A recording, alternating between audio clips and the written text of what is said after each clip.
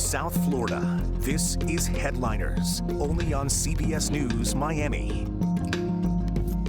Hello, everybody, and welcome to Headliners. I'm Elliot Rodriguez. Outrage continues over the decision to send dozens of Haitians back to their country. Local leaders gathered to condemn the decision to resume deporting people back to Haiti amid a crisis there. CBS News Miami's Tanya Francois has the very latest from Miami's Little Haiti neighborhood.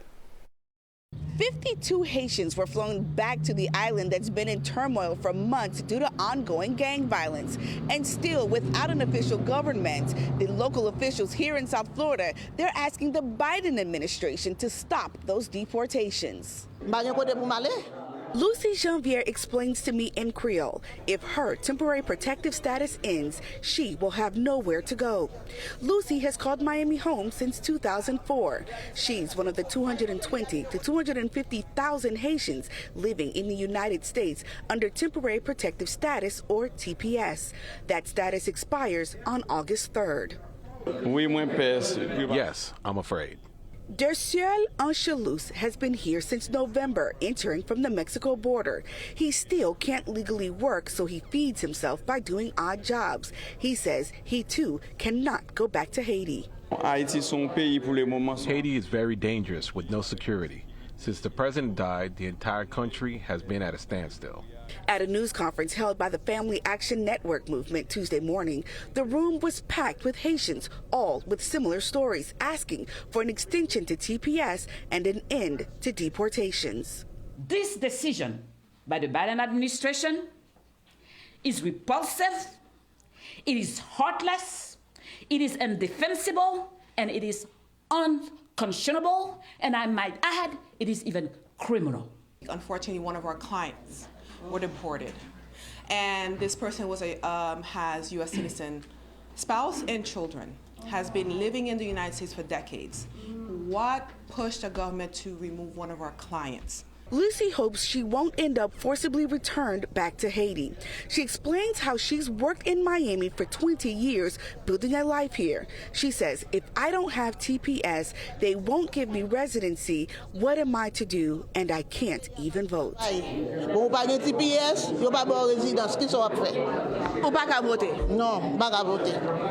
And just today, we got word from Southcom that a military flight flew into Haiti's international airport in Port-au-Prince, exchanging embassy personnel as the U.S. Embassy still remains open. In Little Haiti tonight, Tanya Francois, CBS News, Miami. Well, months after rain and a beehive caused a partial ceiling collapse in a Tamarac condominium, residents say they're living in a construction zone and they don't like it. They say little to nothing has been fixed and they are desperate for some help. CBS News Miami's Chelsea Jones is at the condo community with a look at the damage left behind. An 83-year-old resident was forced to live with her daughter and son-in-law because the condo that she's owned and lived in for over 20 years is unlivable at this moment. Only this picture of Josephine Vert has lived in this unit at the Bermuda Club condominium since February. The missing walls a symbol of what's no longer after torrential rain led to a ceiling collapse next door, sending water into this condo. They were supposed to fix it, and they sent somebody here to fix it, but they didn't have a permit for it, and the city stopped them. A roof drain was blocked by a beehive. You can see that here. That was the catalyst for the ripped up floors and the scattered belongings you're looking at. I came in here, and then I see in the front of my eyes that the roof collapsed. That was from our reporting back in February. We checked in with this resident Tuesday. This is what it looks like now. Her living room is now her bedroom. The entire ceiling has been taken off, and she tells me she's got a no timeline on when it's going to be fixed. These residents and their loved ones are frustrated. We're not looking to make any money off of this. We just want to get the floors fixed and, possibly get my mother-in-law back in here and, make things normal again. I reached out to the property manager for Bermuda Club. He says he's only been on the job for a month. I asked him about these issues to this unit, and he says they had a construction company there on Monday, and he's waiting for their report to then present it to the board. When I reached out, they said that they had somebody come here today to do an estimate and then get kind of this repair work done. Have you heard anything about that? No. Instead, he says his wife has been emailing and calling with the property managers to no avail, and now they're considering legal action. We're desperate just to have them be responsible for their negligence to come and clean up and put things back to normal. This family has run the numbers. The repairs could cost anywhere between $4,500 and $6,000. They just want the property management company to make good on their promise and fix this so their mom can come home. In Tamarac, I'm Chelsea Jones, CBS News, Miami. When we come back, metal detectors are coming to some Broward County schools, but not everyone is on board with that. See what people on both sides of the issue are saying next. From South Florida, this is Headliners, only on CBS News Miami. Welcome back to our program. I'm Elliot Rodriguez. Walking into a Broward County public high school is about to look and feel a whole lot different in the near future. The school board is moving forward with a plan to install metal detectors in every high school. CBS News Miami's Terry Hornstein is in Pembroke Pines telling us when all this is expected to begin. The beginning of the school day here at Flanagan could look very different come fall once they install these metal detectors. Now, Flanagan and Taravella were supposed to be the first two high schools to get these metal detectors installed as sort of the beginning of a rollout. But the school board, well, they decided to install these metal detectors in all the high schools within the district as soon as possible. The installation was originally supposed to be a pilot program, a slow rollout of metal detectors at just 10 schools. But during a meeting, the school board decided to install them at all of the more than 30 high schools in the hopes of having them in place by the end of the fall semester. It's something Lori Al-Hadef, the board's chair, and the mother of Alyssa Al-Hadef, who was murdered in the Parkland school shooting, has pushed for in Broward County in the hopes of keeping students safe and, of course, avoiding another tragedy. In the 2022 school year, the Miami Herald reports there were 220 weapons incidents in Broward County, about 4% of those involving guns. You never want to get that call as a parent. If one gun gets in there and we have another school shooting, that will be devastating and detrimental. So again, the whole point here to avoid another tragedy and any violence on these campuses. Now, each campus will need between 2 and 4 of these metal detectors, depending really on how you enter and exit the schools. The cost of this, more than $1.8 million, but the superintendent says they have the reserves to make it happen. In Pembroke Pines, Terry Hornstein, CBS News Miami. All right, Miami Beach police are taking public safety to new heights. They unveiled their new drone model at the convention center just a couple days ago. Steve Majiri, the newest member of our CBS News Miami family, got a look at how it works. Miami Beach police have a new eye in the sky, the X-10 drone. You could put this drone up and see situationally what's going on a mile and a half, 2 miles away. Brian King is an engineer with Skydio. Standard image. I can see thermal imaging. The company that supplied the new drone for the department. He says it's convenient and cost-effective. They're able to, number one, not have to call a helicopter. So you're saving thousands and thousands of dollars per call, and you're also able to put this in the trunk of a car. I am our UAS coordinator for all things drones. Miami Beach police say they're the first agency in the country to use this type of drone. Our drones are first responders as well.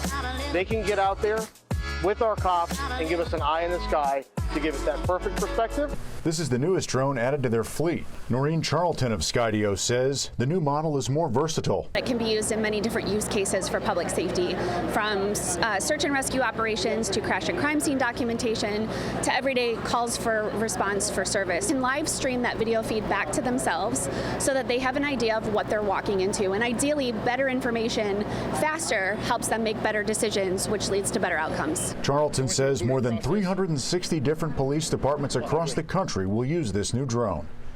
Steve Majiri, CBS News Miami. When we come back, the Everglades getting some major TLC, that latest milestone completed in the national park. We'll talk about it next.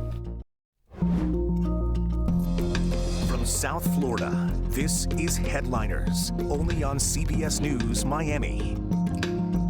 Welcome back. I'm Elliot Rodriguez. Let's talk about marking a milestone in the Florida Everglades. Construction of a 7.5-mile underground wall has been complete. So, what will that underground wall do? Well, CBS News Miami's Ted Scouten explains.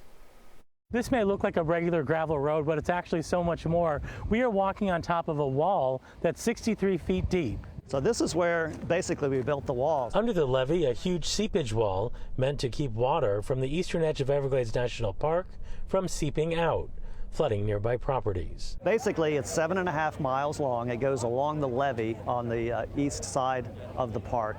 It's 63 feet deep, 2.5 feet wide, about 4 million cubic yards of this cement-type material in the wall so the water can't pass through underground. The wall allows water to flow south into the park without fear of overwhelming farms and homes in the Las Palmas area of southwest Dade. South Florida Water Management District Executive Director Drew Bartlett said so far it seems to be doing its job. If you look behind you, you see water. You see what looks like wetlands, right? When you look on the other side of the levee, it's dry. That's the actually Everglades. That's the levee right there. Kathleen does not want to be identified. She and her family grow banana and fruit trees right next to the Everglades. Pictures show how devastating floods have been for their farm in the past. We used to have coconut trees, over 400 or 500 coconut trees. They all got lethal yellow. Everything that we've planted would go underwater. With the seepage wall in place, she's keeping her fingers crossed. It looks promising. We just hope that what they say is going to work. We'll see. Oh, yeah! Yeah! Florida Bay will see big benefits, too. This wall will allow more water to move south, infusing the bay with fresh water needed to keep the seagrass and marine life vibrant. When you have a healthy meadow of seagrass under the water there in Florida Bay, not only the fish, but the birds, the whole wildlife, the wildlife that makes this ecosystem or this Everglades so special, again, benefits from it. Aside from all the expected benefits, project managers are touting the fact that this wall was actually done 8 months early. In the Everglades, Ted Scouten, CBS News, Miami. It's officially prom season, and some local high school students got to shop for their dresses and suits, and all of it was free of charge. The boutique where they went opens every year. It serves about 60 to 100 students weekly. CBS News Miami's Trish Christakis stopped by the shopping spree and shows us their finds. Maybe try a little purple, maybe try a little green. Like this green right here. This green really pops. It's a dream situation for many of us, a shopping spree for free. These students get the entire place to pick out a dress, suit, shoes, accessories, and more before prom night. It is very fun, like shopping with no limit is fun, so. No credit card. No credit, no having to look at the price, like it's fun. Yeah, they're not cheap, especially you see on TikTok, you see girls having their dresses just custom made, but then you see the prices on the custom made, so this is actually a perfect day. You can get your own dress. Miami-Dade County Public Schools selected deserving students from Homestead Senior High School that might not have been otherwise able to afford prom. We have over 7,400 students that are living in situations that are considered unstable housing.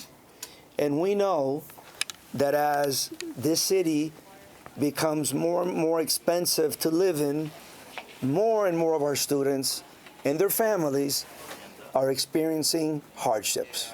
Local stores and organizations donated new items to these students. Some of them weren't planning on attending at all, but after today, they're now looking forward to it. Kind of gives me like a chance to have a creative memory.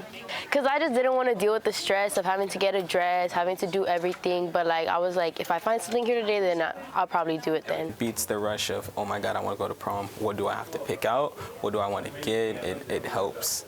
And I'm really grateful and I appreciate it. I know we all appreciate it. On top of the clothes, donations have also been collected to pay for their prom, graduation, senior activities, and their caps and gowns. And this experience has been really amazing. I can go out in my comfort zone and find different colors, not just the one color I usually stick to. I could try on blue, black, purple, colors I never thought it would fit me. So this day has been really amazing. In Miami, Trish Christakis, CBS News, Miami. I know they are going to look so sharp.